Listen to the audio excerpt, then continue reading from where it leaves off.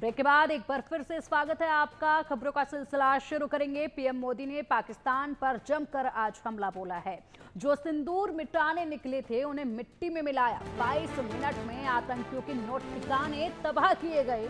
सिंदूर के बारूद बनने का नतीजा दुनिया ने देखा है। पीएम मोदी ने कहा, तीनों सेनाओं ने पाक को करारा जवाब दिया है। भारतीय सेना ने पाक को घुटने टेकने पर मजबूर कर दिया। एटम बम की गीदड़ फपकी से भारत नहीं डरेगा। पहले घर घर वार, अब सीने पर प्रहार। ये प्रधानमंत्री मोदी ने हुंकार भरी है। मोदी का दिमाग ठंडा, लहू गर्म रहता है। पाकिस्तान सीधी लड़ाई नहीं जीत सकता है, ये कहा है पीएम मोदी ने। तो आज राजस्थान दौरे पर पहुंचे हुए हैं प्रधानमंत्री मोदी। यहां पर कई परियोजनाओं की सौगात तो दी ही दी, लेकिन साथ ही साथ पाकिस्तान को बड़ा संदेश भी दे दिया है और साथ ही साथ ये बड़ी चेतावनी भी है। इसी के साथ बता दिया है कि भारत के लिए सिंदूर का महत्व क्या होता है। जो बयान पीएम मोदी की तरफ से बीकानेर में दिया गया, ये भाषण था राष्ट्रीय सुरक्षा, विकास और सांस्कृतिक गौरव का, और इन्हीं तीनों को लेकर खासा फोकस जो है इस दौरान देखा गया। उन्होंने पाकिस्तान को सख्त संदेश देते हुए भारत की दृढ़ नीति को स्पष्ट किया और साथ ही राजस्थान को विकास की नई सौगातें दी हैं। इसी के साथ पीएम मोदी ने कहा है कि अब कोई बातचीत नहीं होगी। बातचीत अगर पाकिस्तान से होगी तो वो केवल और केवल पीओके पर ही होगी।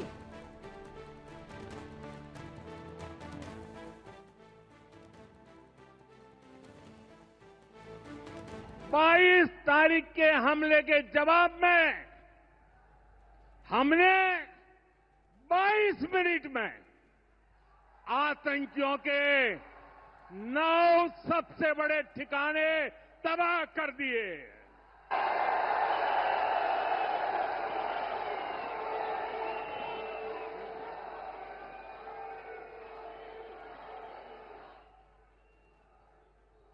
दुनिया ने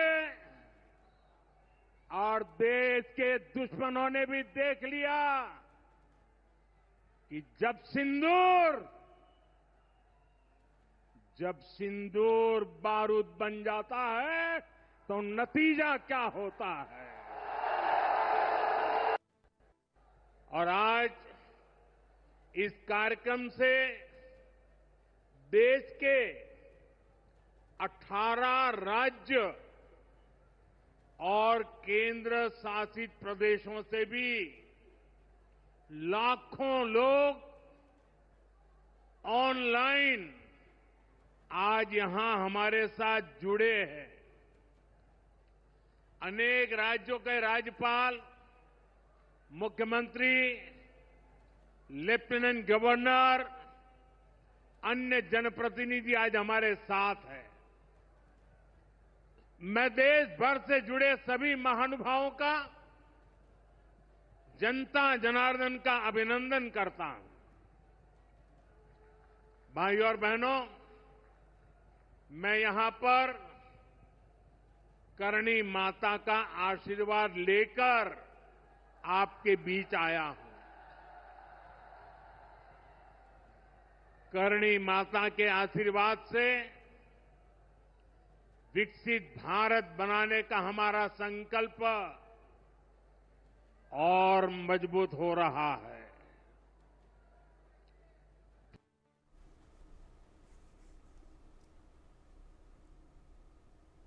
तो प्रधानमंत्री मोदी का आज का ये भाषण बेहद खास है। इसी पर चर्चा के लिए हमारे साथ हमारे खास मेहमान जुड़ चुके हैं। Retired lieutenant colonel Himanshi Singh हमारे साथ हैं, जो कि डिफेंस एक्सपर्ट हैं। बहुत बहुत स्वागत है आपका हिमांशी जी। और साथ ही विदेशी मामलों की जानकार अरविंद सिंह तेजावत जी हमारे साथ है। तेजावत सर, बहुत स्वागत है आपका भी इंडिया न्यूज पर।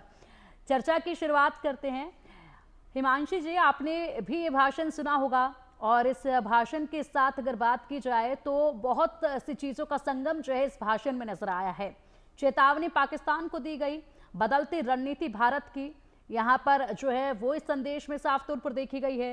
राजस्थान का जो विकास है वो भी इसमें झलका है। इसी के साथ अगर बात की जाए तो ये जो बयान दिया गया है कि अब भारत की नीति ना बातचीत ना व्यापार, सिर्फ पीओके पर चर्चा, क्या ये बयान भारत की विदेश नीति में स्थायी बदलाव की तरफ इशारा कर रहा है क्या? जी हाँ, बिल्कुल। देखिए, भारत ने बहुत समय तक पाकिस्तान से आराम से बात करने की कोशिश की और हमारी जैसे कि एक तरह की वैचारिकता रही है शुरू से कि हम कभी भी किसी पे, इंडिया का ये इतिहास है, उन्होंने कभी किसी पे आक्रमण नहीं किया। और अगर हम लाहौर तक भी पहले पहुंचे हैं तो हमने उनकी जमीन वापस करके हम वापस आ गए हैं, तो कहीं पे भू अधिग्रहण हम लोग नहीं करते हैं। लेकिन अगर पाकिस्तान की तरफ से हमारी भूमि का अधिग्रहण किया गया है और वहां पे भी कोई स्थायी सरकार नहीं है, वो जिस तरीके से सरकार चला रहे हैं, वहां के लोग बहुत ही त्रसित हैं इस तरह से।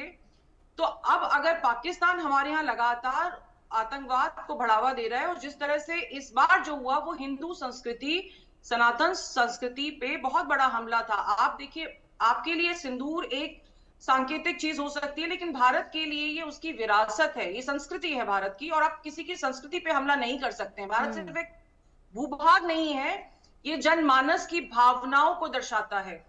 तो अगर हम पीओके को इसमें इन्वॉल्व कर रहे हैं तो उसका बहुत साफ सुथरी बात है कि आप हमारे यहाँ अंदर आके हमला करेंगे तो हम अपनी वो जमीन आपसे क्लेम करेंगे, क्योंकि अब आपको वहां रहने का कोई अधिकार नहीं है, क्योंकि अब आप अंदर तक चले आ रहे हो। तो भारत की नीति, चाहे सिंधु वाटर ट्रीटी हो, चाहे पीओके का मसला हो, या अभी जिस तरह से कुछ देर के लिए बंदूकें शांत की गई हैं, जैसे कि ऑपरेशन सिंदूर नहीं रुका है, तो भारत सीधा संकेत पाकिस्तान को दे रहा है। और ये जो बीकानेर में आज जिस तरह की चीजों का लोकार्पण हुआ है, शिलान्यास हुआ है, इसका एक बहुत बड़ा मतलब है कि जो हमारे बॉर्डर एरियाज हैं, बीएसएफ है, हमारी आईटीबीपी है, इस तरह की जो सेनाएं हैं, और इनफैक्ट कुछ राजपूत ग्रेनेडियर्स, वो भी जो आसपास इस जगह पे रहते हैं, उनके लिए ये इस तरह का विकास बहुत जरूरी है, क्योंकि वो दुर्गम जगह है। देखिए, रेगिस्तान का जो इलाका है वो बाकी जगह से वहां पे डेवलपमेंट थोड़ा सा पीछे रहता है, क्योंकि पानी की कमी होती है और वहां की टेरेन वैसी है, हर जगह तो रेत होती है। वहां पे अगर इस तरह का विकास होता है तो वो एक तरह से डेवलपमेंट है। दूसरा, जो हम डेवलपमेंट के साथ साथ जो हम प्रधानमंत्री जी की बात करें तो वो एक तीर से बहुत सारे निशाने साधते हैं। वो चाहे बीकानेर में भाषण दे रहे हैं, लेकिन वो अगर पीओके की बात कर रहे हैं तो पीओके की बात से ये साफ कर रहे हैं कि हम अपने देश के अंदर जो भी डेवलपमेंट के कार्यक्रम चला रहे हैं, लेकिन पाकिस्तान को हम फिर भी नहीं भूले हैं। हम आपको बार बार ये संदेश हर माध्यम से दे रहे हैं, हर मंच से दे रहे हैं कि हमारे लिए पीओके कितना इंपॉर्टेंट है, और अब समय आ गया है कि पीओके को क्लेम किया जाए।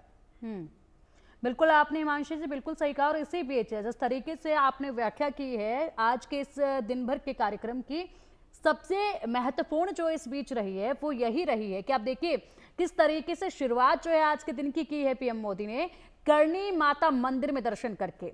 और जो सीमा पर जवान हैं उनके लिए तनोट माता बेहद महत्वपूर्ण है, उनमें आस्था बहुत ज़्यादा रखी जाती है, हिफाजत करती हैं ये कहा जाता है। साथ ही करणी माता बेहद ज़्यादा दिलों के करीब है, बहुत ज़्यादा आस्था वहाँ के लोगों की है, जवानों की है। आर्मी में जितने जवान हैं उनकी सभी की आस्था जो है इस तरफ देखी जाती है। वहीं से दर्शन करके एक आस्था का पैगाम दिया, आस्था का संदेश दिया, साथ ही साथ जवानों में भी जोश भरने का ये काम करता है। इसको भी बखूबी जो है वो दर्शाया गया है। आप तो बखूबी जानते होंगे कि तनोट माता में किस तरीके से आस्था रहती है, करणी माता में किस तरीके से आस्था जो है जवानों की रहती है। तेजावत सर, 22 मिनट में हिसाब बराबर किया गया है, जो ठिकानों को ध्वस्त किया गया है। राजस्थान की जमीन पर जाकर पीओके का संदेश देना की बात सिर्फ पीओके पर होगी, क्या समझते हैं इससे आप विदेश नीति को? पिंकी जी, बहुत ही सुंदर तरीके से मोदी साहब ने अपनी बात रख ली है। और ये खाली भारत के लोगों के लिए ही नहीं, ये दरअसल दुनिया के लिए एक संदेश था। एक लंबे समय से ऐसा लग रहा था कि एक वैक्यूम है, खासकर पाकिस्तान को लेकर कोई निश्चित नीति नहीं बन पा रही है और आतंकियों को लेकर कोई नीति नहीं है। अब ऐसा लग रहा है कि जो हमारी नीतियां हैं वो अपने एक आकार ले रहा है। उन्होंने साफ साफ कह दिया है कि अब अगर कोई ऐसा आतंकी हमला हुआ तो हम उसका उसी तरीके से जवाब देते हैं जो पाकिस्तान भाषा समझता है।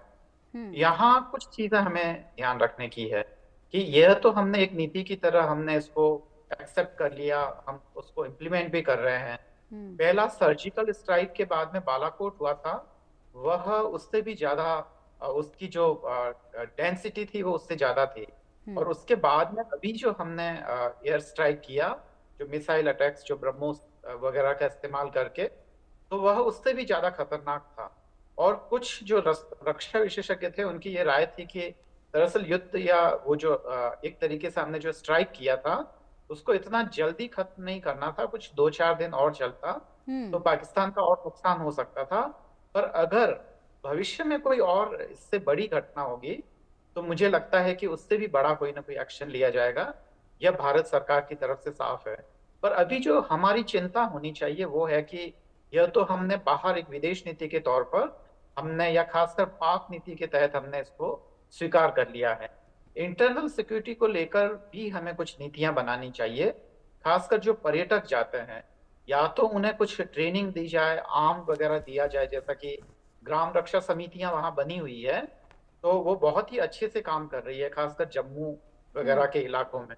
ऐसे ही अगर पर्यटक जाते हैं तो उनको एक कम से कम मिनिमम ट्रेनिंग जो आत्मरक्षा की जो होनी चाहिए वह दी जाए।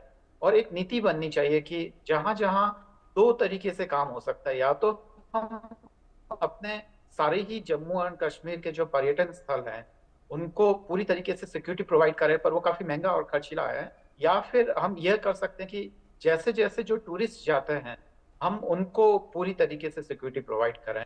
हम्म। एक इंटरनल लेवल पे एक बहुत जो चीज देखने को मिल रही है वो ये है कि जो उसके जो लोकल सोर्सेज हैं उसको सेना और जो पैरामिलिट्री फोर्सेज हैं उन सबको ढूंढ ढूंढ के उनका सफाया करने का काम कर रहा है। तो पहले जो मानवाधिकार को लेकर या जो पहले जितना हंगामा मचाया जाता था, अब मुझे लगता है कि भारत सरकार उन सब चीजों को लेकर उसे कोई बहुत ज्यादा परवाह है नहीं, और होनी भी नहीं चाहिए, क्योंकि मानवाधिकारों का मतलब यहाँ की बेकसूर जनता का मरना तो नहीं होता है। तो ऐसी स्थिति में वे तमाम चीजें हैं कि इंटरनली भी हमें काफी मजबूत होकर एक निश्चित नीति का अनुसरण करना चाहिए। और बाहर तो एक नीति ने अपना रूप ले ही लिया है, जो वाकई सुखद और अच्छी बात है। पिंकी जी। बिल्कुल बिल्कुल, आपने सही कहा। और ऐसे में ये जो आज बड़ा संदेश दिया गया है, ये संदेश बेहद महत्वपूर्ण था। और ऐसे में राजस्थान की वीरता और सांस्कृतिक विरासत को सम्मान पीएम मोदी ने आज किया है। राजस्थान बेहद महत्वपूर्ण है, पाकिस्तान की सीमा से सटा हुआ है। विकास कार्यों में रफ्तार अब बेहद तेजी से देखी जाएगी। जो सौगातें वहां दी गई हैं, बड़ा संदेश पाकिस्तान को भी मिल गया है। और अब विदेश नीति हिंदुस्तान की किस तरीके से बदल रही है वो भी जो है वो बतला दिया गया है यहाँ पर, तमाम वर्गों को भी और साथ ही साथ तमाम देशों को भी। ऐसे में आज का दिन बेहद महत्वपूर्ण था, क्योंकि ऑपरेशन सिंदूर के बाद की पहली यात्रा राजस्थान की थी पीएम मोदी की। फिलहाल आप दोनों का बेहद ज्यादा शुक्रिया इंडिया न्यूज के साथ जुड़ने के लिए और ये महत्वपूर्ण जानकारियां पहुंचाने के लिए। बहुत खास था आज का ये दौरा, और इसी के साथ अब आने वाले वक्त में कितना इसका इम्पैक्ट दिखता है ये देखने वाली बात होगी। रुकेंगे यहाँ एक छोटे से ब्रेक के लिए।